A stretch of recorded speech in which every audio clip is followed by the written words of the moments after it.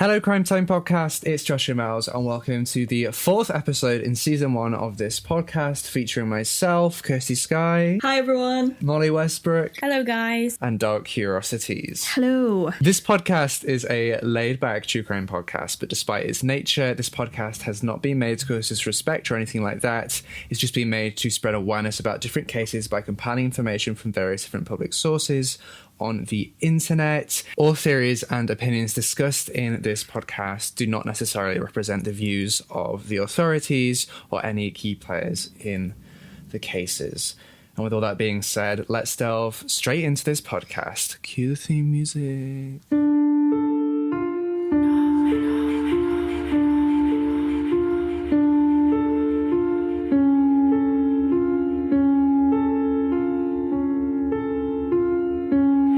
Today's oddity in the news is a story that comes from the beautiful land of Scotland, which is Dark Curiosity and Kirsty Skye's homeland, if you cannot tell. This story was reported on by Scotsman.com, and honestly, it makes me laugh so much. So let's jump straight into the headline. Are you ready? Ready. Police shut down a massive 3,000-person game of hide and seek that was taking place inside of an Ikea. Yes, I've heard of this. Yeah. I have not heard of this. I saw that the other week. It's so funny. That's just typical Scotland, I'm not even going to lie.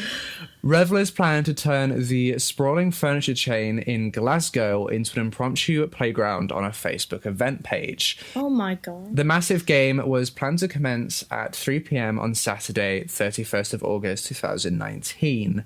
Now, at some point early on that Saturday, the staff at the Ikea became aware of the Facebook event, I believe because somebody actually rung up the store and asked whether the event was taking place and what time it was starting.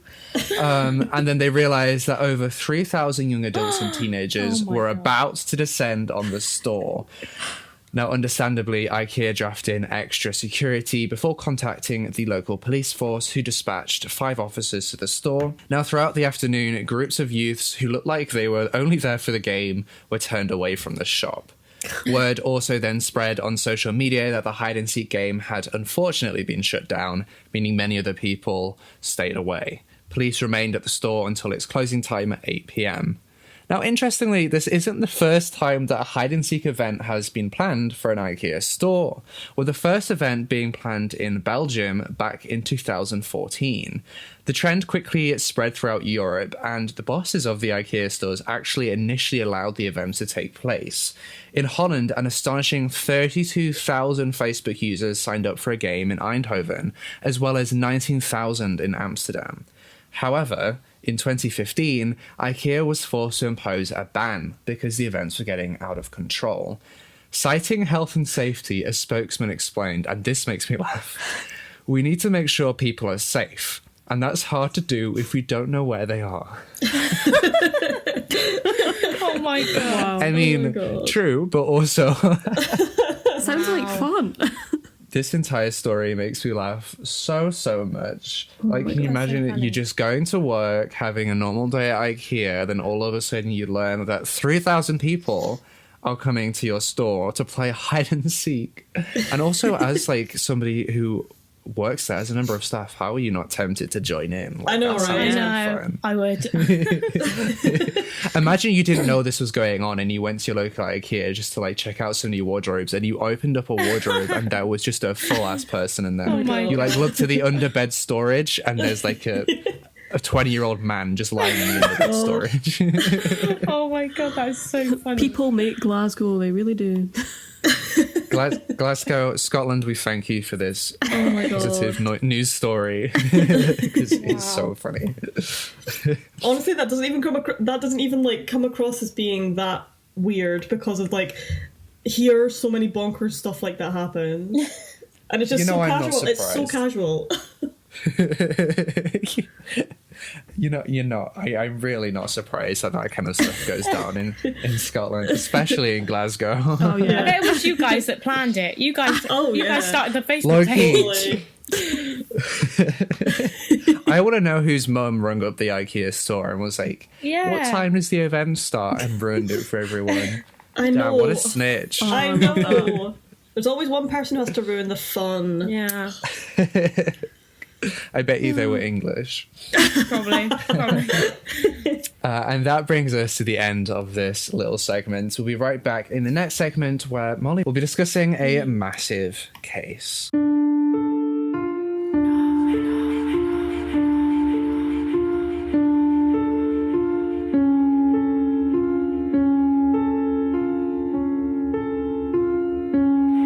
So today we're going to be talking about the Oklahoma Girl Scout murders. And before I even get into this case, I just want to say, I've told you guys this, I just want to tell the people listening, I have been researching this case I've put so many hours of research into this case. It's a really confusing one because there's so many different articles and sources and documentaries online about this case. I've tried to look at every single one, but so many of them differ in what they say. So I just wanted to say that before I get into the case. If I've got something wrong, please feel free to let me know in the comments. It's more so much the end of the case, towards the end of the case, where a lot of the sources were differing. So yeah, just wanted to say that before we get into this. So the Oklahoma Girl Scout murders happened in June of 1977 at a campground called Camp Scott in northeastern Oklahoma in Mayes County in the US. So it was the summer of 1977, and so Camp Scott would host Girl Scouts aged between 8 to 18, for 2 weeks. So they would have these Girl Scouts for 2 weeks at Camp Scott. The campsite was very remote and covered 410 acres, and on June the 12th, 1977, my birthday, 140 Girl Scouts departed from Tulsa in Oklahoma to travel to Camp Scott, which was about 50 miles east. Camp Scott was split into 10 different units, and within each unit there were 7 tents for the campers and counselors. One of the units within this campsite was called the Kiowa unit, and this unit was the most remote, the most secluded. It was kind of out of the way of the other units. In total, there were 27 Girl Scouts in the Kiowa unit, and these girls were split into 8 different tents. I will just say one of the tents was just the camp counselors, so technically the girls were split into 7 different tents, but there were 8 tents in total, one of which had counselors in. So when they arrived at the campsite, the girls were assigned to their tents depending on their birth dates, and there were typically 4 girls per tent. However, there was one tent number 8, which was short of a girl, and so there were only 3 Girl Scouts in that tent. The Girl Scouts in Tent 8 were Doris Milner, who was also known as Denise, and Denise was 10 years old. Doris was 10 years old. Michelle Goose, who was 9 years old, and Lori Farmer, who was 8 years old, and the youngest camper at Camp Scott. Out of all the tents, tent number 8 was the most remote, and the only tent that was not visible from the counselor's tent because there was showers, a massive shower block blocking the view of tent 8. So around 6 p.m. on the 12th of June 1977, the Girl Scouts all ate dinner and then they quickly made their way back to their tents because at the time there was a storm happening at around 7 p.m. and so they were just sent straight back to their tents. And the girls were told to just stay in their tents and write letters to their loved ones at home because there wasn't really much else to do given the weather. That night, a few of the campers heard what they described as unsettling noises coming from within the trees. The counsellors described these noises as like a low, croaking, groaning sound similar to a bullfrog. And people also reported seeing strange lights appearing amongst the trees. I'm unsure what they meant by strange lights, but when these strange lights would appear, camp counselors would shine their flashlights at the mysterious light in the woods, and it would just disappear, only to reappear once they stopped like shining their flashlights at this light. So it was really weird. It gives me shivers. Yeah, it's really, really creepy. It makes me think of aliens. I know. That was my first one. So there were also some reports from some of the Girl Scouts that in the night they heard a girl screaming, and I couldn't find much more information about that. I don't know if it was just one scream or she had screamed a few times, but that's just something that I read online. But again, that's really, really creepy. So a lot of weird stuff going on in the night. At around 6 a.m. the following morning, one of the camp counsellors woke up and she made her way to the showers. And on her way there, she actually spotted something on the ground. So she saw what looked like a discarded sleeping bag near the edge of some trees. However, when she got closer to this sleeping bag, she realised that inside of it was the body of 10-year-old Doris Milner. Oh, hell. Yeah. So Doris was partly nude in the sleeping bag and she had been badly beaten. And immediately the camp counsellor obviously contacted authorities and they quickly arrived at the scene. And 2 more sleeping bags were found not far from Doris's body, about 150 yards away from tent 8. And inside these sleeping bags were the other 2 Girl Scouts from tent number 8, 9-year-old Michelle Goose and 8-year-old Laurie Farmer. So this part differs depending on which source you read, but some sources say that all 3 girls were sexually assaulted. However, other sources say that Michelle and Doris were sexually assaulted, but Laurie wasn't. So I'm not entirely sure which is true. I believe it was just Michelle and Doris that were sexually assaulted, as most sources said that, and only a few said that all 3 were sexually assaulted. So again, I'm not really sure what's true there. So DNA swabs from Michelle and Doris's bodies revealed that they had semen on them. However, I don't know if there was any semen found on Laurie. Again, I don't know if she was sexually assaulted. I did read a few sources that said Laurie's underwear was in a weird position. So I don't really know much more about that, but yeah. Almost, I'm guessing you mean like almost as if someone had like tried to put them like back on or take them down, almost as if someone had kind of pulled them down. I'm not sure what position they were in, but they just said they were in a weird position that wouldn't have been a natural position, if that makes sense. Yeah. Michelle and Doris also had their wrists bound behind their backs and they had been gagged, but some sources say that Laurie had not been gagged and she didn't have her wrist behind her back. Michelle's cause of death was found to have been from strangulation, but Doris and Laurie's cause of death was from blunt force trauma to their heads. They had been very badly beaten. Investigators determined that Laurie had been killed first, then Michelle and Doris last. This was because when Laurie and Michelle were found, their bodies were cold. However, Doris's body was still warm when they were found. So she hadn't been dead for long, obviously. So whilst police were investigating the crime scene, the rest of the campers were obviously all evacuated and taken back home, and Camp Scott was closed and has to this day never been reopened. So this camp has no one's ever reopened it. I believe it was brought years ago, and I believe people actually do like ghost tours there, but it's never been used as a campground again. I read on a few sources that the parents of Michelle didn't actually find out straight away how their daughter had died. They were told initially that there had just been an accident at camp, and it wasn't until news and media reports came out that they found out their daughter had actually been murdered, which I just think is crazy. Oh, wow. That's horrendous to find out through a third-party source like the media. I could not imagine. They were just told it was an accident. I don't even know if they knew it was their daughter that had been involved in this accident at this point, but then they found out on the news that it was actually a murder. That's disgusting, in my opinion. Yeah. I know. Agreed.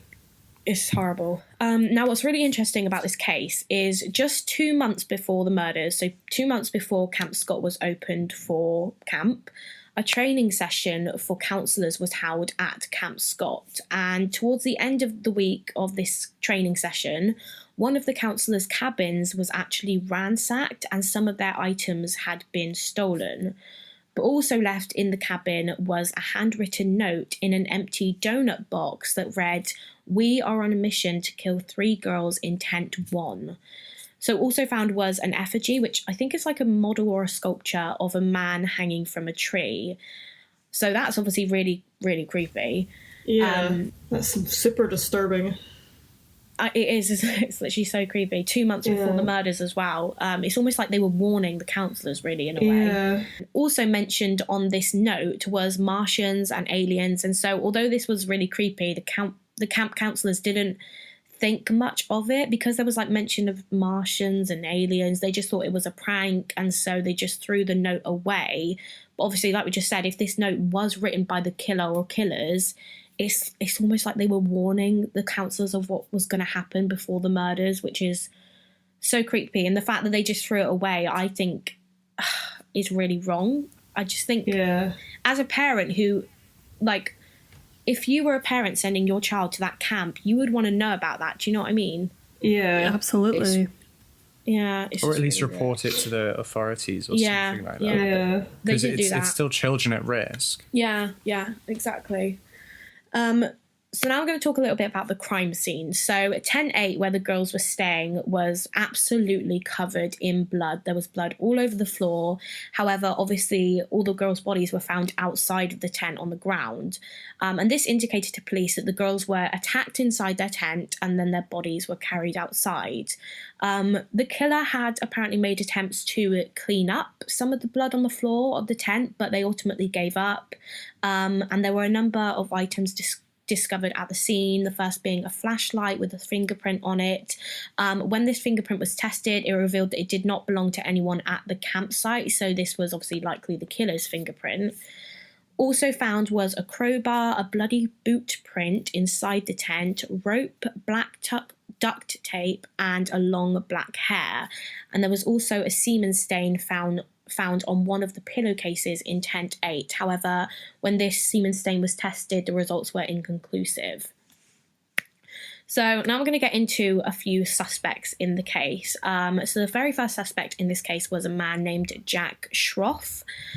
Jack owned a ranch near Camp Scott, and he actually came forward to police after the murders, and he said that his house had been broken into prior to the murders. So he said that some of his items had been stolen from his property, but he couldn't actually name the items that had been taken, which really confuses me. He says that his items were stolen, but he couldn't tell police what the items were that were stolen. I don't know. Really weird. Kind of weird. Yeah. Surely if you're like, oh, some of my stuff has been stolen, you would know what stuff had been stolen. Otherwise, you've got nothing to substantiate what you're saying. This is why the whole community began suspecting Jack, and he began being harassed by the public. And in a search of his property, duct tape was found, as well as rope, which appeared to be identical to the rope that was used to bound the girls. However, Jack passed a polygraph lie detector test, and he also had a very solid alibi for the night of the murders, and so he was ultimately cleared as a suspect. And that's all the information I could find on Jack, but I'd really like to know the explanation as to why he had like the identical rope like that was used to bound the girls in his house. I don't know, that just seems very I would never use a polygraph test as like evidence though, in my opinion. All polygraph examinations are admissible in court just for that reason. So the main suspect in this case was a man named Gene Leroy Hart, and he was a Cherokee man. I'm not sure if I'm pronouncing that right. But Gene was an escaped convict who was actually spotted in the area around the time of the murders. In 1966, Hart was convicted for the kidnap of 2 pregnant women, one of which he raped. So basically he kidnapped these 2 women and he took them into the middle of the woods, the middle of nowhere, where he sexually assaulted them. I believe that he raped one of them and he just sexually assaulted the other. Obviously at this point they were already tied up, and after he sexually assaulted them, he put duct tape like literally all over their faces. He put it over their mouths, their eyes, their noses, and then he just left. I think he hoped that they would eventually suffocate to death. However, one of the women actually managed to untie herself and break free, and she got help. Well, what's really weird about this is one of the women said that whilst Gene was sexually assaulting them, he actually took off her glasses and put them on himself, which is obviously quite weird. He seemed to have a thing for women's glasses, and we'll talk a bit more about that in a second. But this woman also said that during this whole ordeal, Gene kept making like low groaning sounds. And if you remember, on the night of the murders, the counsellors described hearing a low croaking, grunting sound. So a lot of people put 2 and 2 together and thought, oh, it must be Gene because of the sounds and stuff like that. But that's a really interesting fact, I think. Yeah. Gene escaped from jail in 1973, and he was on the loose at the time of the murders in 1977. So he was raised by his mother about 1 mile away from Camp Scott, and so he knew the area very well. So if it was him, he would have known how to escape quickly, which route to go down. And there was some evidence against Jean. So a few days after the murders, hunters found a cave which was about 3 miles away from Camp Scott, and it appeared as though someone had been staying in this cave, living in this cave. And there were a number of items inside the cave, such as some newspapers, some tape, some women's glasses, some women's underwear, and apparently there were some photographs in this case, and these photographs actually belonged to Jean Hart. He apparently had them when he was in jail, so obviously this indicates that Jean was the one staying in this cave. He was on the loose at the time, he's obviously running from police. But the glasses and women's underwear that were found in this cave apparently belonged to one of the Camp Scott counsellors. And if you remember at the crime scene, if you remember at the crime scene, there was a flashlight that detectives thought belonged to the killer.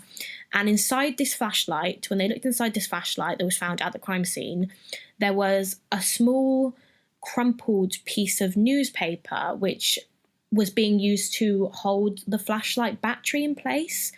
And this crumpled piece of newspaper appeared to match the newspaper that was found inside the case. It was the exact same edition. It was the exact same newspaper. So... Oh my God. So also written on the wall inside this cave was a note that read, "The killer was here, bye fools."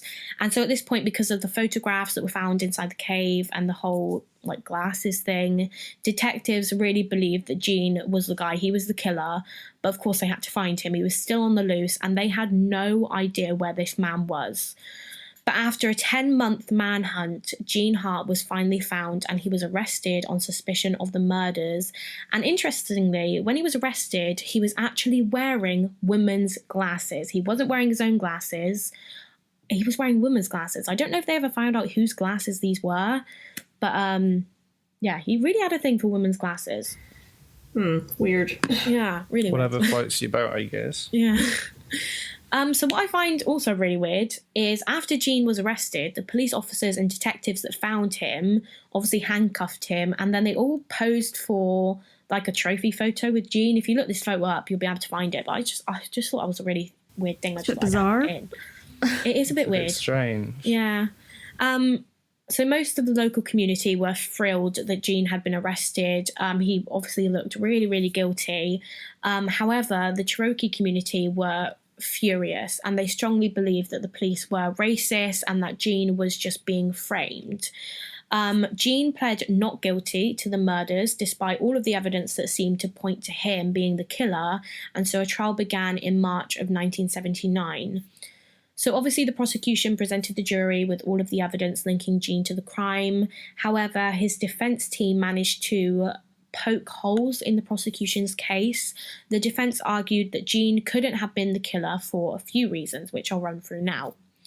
So firstly, the bloody footprint in the tent was too small, apparently, to be Jean's footprint. The fingerprint on the flashlight, which was found at the scene, was not a match to Jean. The swabs of semen that were taken from the girls' bodies came back as inconclusive, and so we don't know if it was Jean's or if it was someone else, so it couldn't be matched to Jean because it was inconclusive. Also found at the scene was a single black hair, and the prosecution claimed that this hair was probably Jean's. However, the defense argued that it only looked like Jean's hair. It doesn't mean that it was. It was never confirmed to have been Jean's hair. I think because of forensic technology and all that stuff at the time, they didn't have enough technology to be able to say whose hair it was or match it to Jean's. But it just seems to me in this case that there is evidence against Jean, but nothing concrete, nothing to concretely say that this man was the murderer. Yeah. There's a lot of coincidental evidence, but I don't see that there was any concrete evidence to say that he was the killer. But anyway, once both sides had presented the jury with their case, they were sent away to deliberate, and the jury deliberated for a total of 6 hours and announced that they found Jean Leroy Hart not guilty of the murders of Laurie, Doris and Michelle. It was rumoured after the verdict that one of the reasons that the jury found him not guilty was because he was still going to be spending the rest of his life in prison regardless because of the kidnap and rape and attempted murder of those 2 pregnant women. So they just found him not guilty because they just thought, well, he's going to spend the rest of his life in prison anyway. I don't know if that's true. That's just something that I read. That's strange to me because surely why would that change your mind on whether somebody's guilty of a crime? Yeah, especially, I agree. Because somebody being found guilty of such heinous crimes, it provides some kind of justice to the family members. Yeah, and kind exactly. of 100%, yeah. So I don't know if that's true. That's just on a few sources that I read, but I thought it was quite interesting. In my opinion, I find it difficult to believe that a jury would do that, especially when they're such young girls involved. 100%, Agreed, yeah. But anyway, just after 2 months after his sentence, Gene actually died. He was apparently exercising in prison when he suffered a heart attack, and he died at age 35. So in 2008, authorities retested a semen sample that was found on a pillowcase in Tent 8 in the hopes of getting more conclusive results. However, unfortunately, after several decades, this sample was too deteriorated for forensics to be able to create a successful DNA profile of the killer. So according to one source I read, I don't know if this is true because I only read it on one source, but according to this source, in 2017, so 40 years after the murders, $30,000 in donations were raised in order to conduct new DNA tests using the latest advances in technology to see, I think, if this like semen stain and the hair could bring up like a DNA profile of the killer. However, I couldn't actually find any more information about that, so I'm guessing that didn't work, or maybe that just isn't true because I only read it on one source, like I said. Well, I do know myself, obviously, having gone through so many of like John and Jane Doe cases, that like some DNA testing can take up to over a year to conduct. Oh, right. So, I mean, they might be in the sort of that might still be happening late now. Stages. Yeah, it might still be happening, yeah. Yeah, that's probably why I couldn't find any more information yet. But yeah, that is pretty much all the information I could find on this case. Like I said, I really struggled with this case. So many sources were conflicting, but I think I've got everything right. But yeah, what do you guys think? Do you think it was Gene? Do you think it was someone else? It points more towards Gene, in my opinion. Obviously, like, I'm not accusing anybody, but like, it just seems odd the fact that obviously he had the same paper in that cave, and like you say, all of the evidence against him is circumstantial. So like, it's difficult when there's not any physical evidence. Yeah. Well, I remember reading about this case. Knowing about if the hair matches would be really interesting to know. Yeah. Like, I hope that it doesn't fail the testing, because, like you say, this case is like quite old, and it's like, you would think with the advances in DNA we would be able to find out exactly what happened, because like those poor families have had to like live for so long and not know what happened to their daughters, you know? Yeah, and it seems to me like authorities really, really thought that it was Gene, and probably still do to this day. And I don't know about this, but it seems to me like they're not really looking into anyone else. Which I really think they should be, because like you said, even though there's a lot of circumstantial evidence pointing to Gene, but nothing forensic that I could find, nothing, no DNA or anything like that, which, I don't know, it's just really...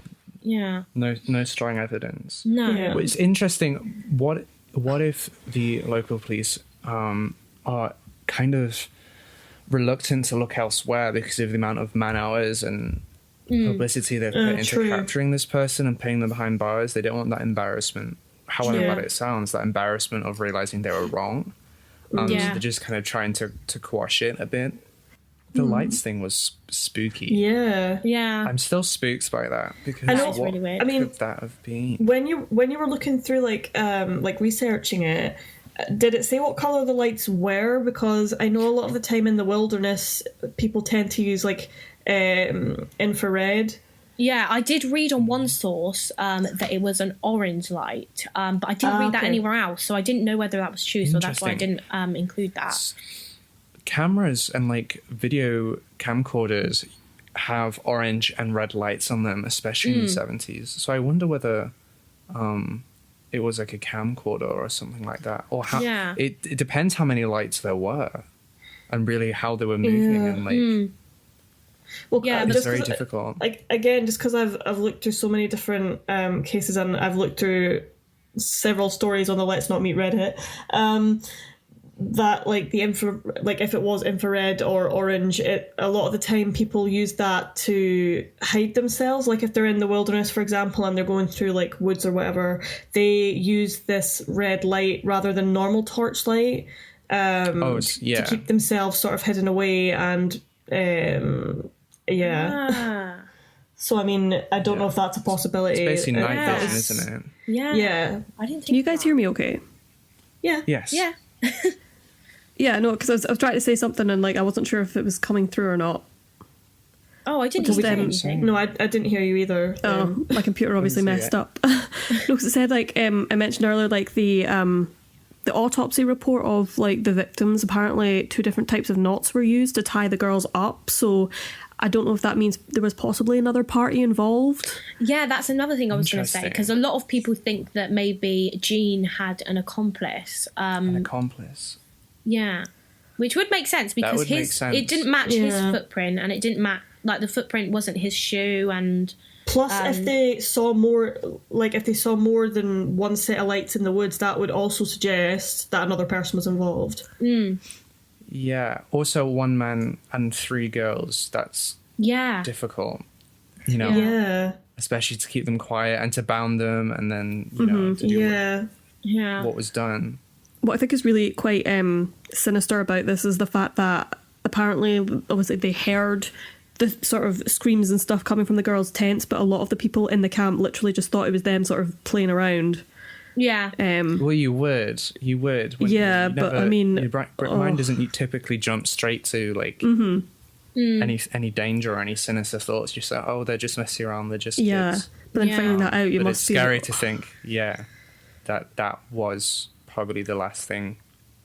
You know, their last moments. But you almost think the killer like kind of acted like they wanted to get caught in a way, because like I mean, you know, the note in the donut box and the you know, it just Did they investigate any of the camp leaders? Because a lot of the time, these people are obviously members, like trusted members of like communities and stuff like that. But I don't know if they were investigated. I think that all of the camp leaders and all camp counsellors were women. And obviously there was like a semen sample found. So I don't know if any of them were ever investigated. Maybe one of the camp counselors was one of the people working alongside possibly as the accomplice. Possibly. Well, like you say, was it underwear in that cave belonged to one of the camp counselors? Yeah, and glasses. Yeah, so like there may have been a possible connection there. Yeah, possibly. But then you think, would Hart, like, would he have changed from sort of, you know, targeting women to then going to children? That just seems like a really unusual change. Yeah, it's a very different MO, isn't it? Yeah. Yeah, really, really confusing case, I think. I'd be really interested to know what our listeners think. So I've just seen a few tweets at the Crime Time podcast Twitter from a few episodes ago that I've been looking at. But if you do have any opinions or any thoughts, then feel free to send them our way, and we'll try our best to get back to you on that. Yeah. And this concludes the main segment of this episode. We'll be right back momentarily for our final case updates segment. Theme music.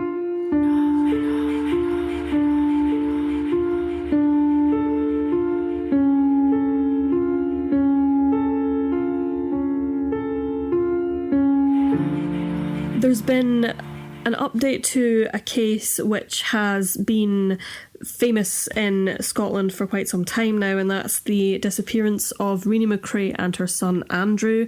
A basic summary of the case: on the 12th of November 1976, 36-year-old Rini and her son Andrew left Inverness in order to visit Rini's sister in Kilmarnock. She left her other son, Gordon, in the care of his father, Gordon Sr., and Rini was last witnessed at Gordon's company headquarters at approximately 5 p.m. that evening. At roughly 5 to 10 at that night, BMW sat aflame at the side of the road in a lay-by 12 miles south of Inverness, and it was found to be Rini MacRae's vehicle, and no trace of mother and son has ever been found. Now, it came to light that Rini was not actually travelling to Kilmarnock to meet her sister. She was in fact supposed to meet with her lover, who was actually her son Andrew's biological father, Bill McDowell. Andrew's pushchair and Rini's overnight bag were found to be missing from the charred vehicle, and witnesses are reported to have seen near Dalmagary Quarry, sorry, that was a bit of my Highland accent coming in there,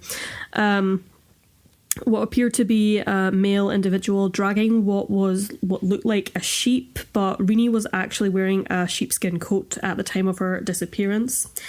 So recently authorities have been investigating places of interest, including Dalmagary Quarry, and excavations have been going on for quite a couple of months. But it was just on the 11th of September, I believe, police revealed that a 77-year-old man had been charged with the murder of Rini and her son Andrew. And it was just later on in the day, after I'd actually recorded an update for last week's podcast, that they revealed the identity was William Bill McDowell, the lover of Rini. But yeah, they arrested McDowell in Penrith in Cumbria, and yeah, basically we're just waiting for any further updates regarding that case. But it is a huge case in the country, and so we'll just have to wait and see what the outcome of that will be. But I wonder what they found, like, because they've obviously found something that's, because I know obviously before there were rumours that they'd found like pushchair wheels in the quarry, so like they haven't like specifically said whether they've like found any remains, because I don't think they have yet, but I mean, even if they did, I don't think they would tell the public at this point. But they must have found something like incriminating. Yeah, I think they must have found something that linked it, that linked whatever they found back to Bill McDowell. Yeah, but obviously we don't know what that is, and we probably won't know till, well, if and when they hold like a trial or things like that. Yeah, I mean, this is a case that I was always hoping would be solved, because, I mean, in Scotland, everybody knows about this case. So I think because it has been, well, what was it, nearly 40, yeah, it's been over 40 years. You know, once that time has passed, a lot of people just kind of think realistically there's not a chance of it being solved. But never be solved. I mean, the investigative team have done a great job, and yeah, hopefully this will finally bring closure to Rini's family as well, because it's been such a long time with no answers. Yeah, well, it's one of those sort of is notorious the right word? Like the most well known. Yeah. Infamous. Yeah. Look at me and my vocab. Because it's really only like the two cases that like we grew up to know. Well, I presume I'm speaking for myself and for Dark Curiosities, is that you would always know about the Rini MacRae disappearance and also the Sandy Davidson disappearance. They were kind of the two Scottish disappearances that everyone knows about. I haven't heard of the Sandy Davidson one. I did a video on it, so you can go and check it. Well, Molly is a fake fan. She doesn't watch your videos. When was that? Oh, a while ago now. Yeah, I don't think I've seen that one. I'll have to watch it. So on the 3rd of September, a father was jailed for 16 years for killing his 10-year-old son, Kane Morris, in Cooper Angus last year. It was, I believe it happened in November, and his father was called Andrew, but he was known as Carl, which, by the way, is a really hard name to say when you're Scottish. You can't say Carl, it's not a thing. But basically, Carl went on a sort of rampage around his house for no apparent reason, but he went into his son's bedroom and he just stabbed him, and he stabbed his son 6 times, I believe, once in the chest and 5 in the back. And And after he'd done this, Kane, the 10-year-old boy, stumbled like into his, I believe it was his sister's bedroom. She was 8 years old before, like, he was trying to help her before he collapsed. And both of them were obviously taken to hospital, but unfortunately Kane died, but the girl managed to survive. And when Carl, the father, was questioned by police, he simply said to them, like, in regards to why he did this, was that he was, quote, "I was taking them to a better place away from evil." After he'd actually stabbed his son, he stabbed himself and jumped out of a window. I believe it was on the 3rd floor of their home in Cooperangus. But I don't know if obviously it sounds like, I don't know if it's certain or anything like that, but it sounds like he had some sort of mental problem here. Like, just to randomly try and kill, like I say, the girl, I presume, is his daughter or something like that. They've never actually confirmed it, but I mean, going on a random rampage to go and kill your children, like, you know, there must be something mentally unstable about him. But as I say, he got jailed for 16 years for this. He had previously admitted to culpable homicide at like a previous hearing. I believe that the prosecutor accepted a reduced plea of culpable homicide on the basis of diminished responsibility. Now, I don't know what specifically made them conclude that it was diminished responsibility. Like I say, I don't know if the guy had previous mental issues that would have, you know, come under the bracket of diminished responsibility, but I'm guessing it must be. Yeah, I mean, diminished responsibility is a very hard verdict to... But still, 16 years, like, for killing your own son, like... I know. I don't think that's, like, long enough. But yeah, I mean, the only positive you can obviously take from this is that he's behind bars now. Personally, I don't feel it's for long enough because, you know, he took his own child's life and he obviously tried to kill this 8-year-old girl as well. So, but apparently, like, no motive at all. Yeah, I think the only other thing is that the father claimed to sort of have no memory of what he actually did that night. He claimed he had no recollection of stabbing his son and like trying to kill the 8-year-old. But he honestly believed that like he did this horrible act to protect himself and his family because he believed that he was in, quote, impending mortal danger. So, like I say, like there's obviously some mental issues behind this. Like a psychological break or something. Do you know if he did drugs? I don't know actually. Interesting, because there are a lot of hallucinogenic drugs that can alter your mind state to make you think in that kind of way. Well, I wonder, think like this has to happen. It's like life or death kind of thing, and I wonder maybe whether that triggered or worsened any pre-existing mental health conditions. Which drugs can do. I do know that the father was struggling like to cope with like his stepfather. I believe he was very close to him. Like he was involved in an industrial accident in May 2018. So I mean, he may have been struggling a lot with that loss, but obviously regardless of that, that's no excuse to kill your child. And you know, but also this incident happened in the middle of the night. I think it was around about 3 a.m. So like you say, I don't know if he was like drunk, if he was intoxicated, or if he'd been taking drugs. I don't know. I haven't read anything about that. But that doesn't mean to say that it didn't happen. But at the end of the day, the guy's locked up, and that's the most important thing. Hopefully, the family can sort of start to recover, because obviously, it's a despicable act, and obviously, it's going to take a long time for them to sort of recover from that. So it's incomprehensible, really. And that is everything that we have for you in today's podcast episode. Thank you so much, everyone, for tuning in and listening along. Thank you so much to Molly for that really insane story for the main case today, and to Dark Curiosities and Casey's Guy for the case updates. It's been a very interesting episode.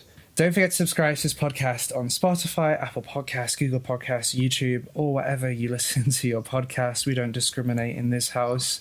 Listen to them wherever you want. In the shower, the bath, the car, in bed, walking to school, walking the dog.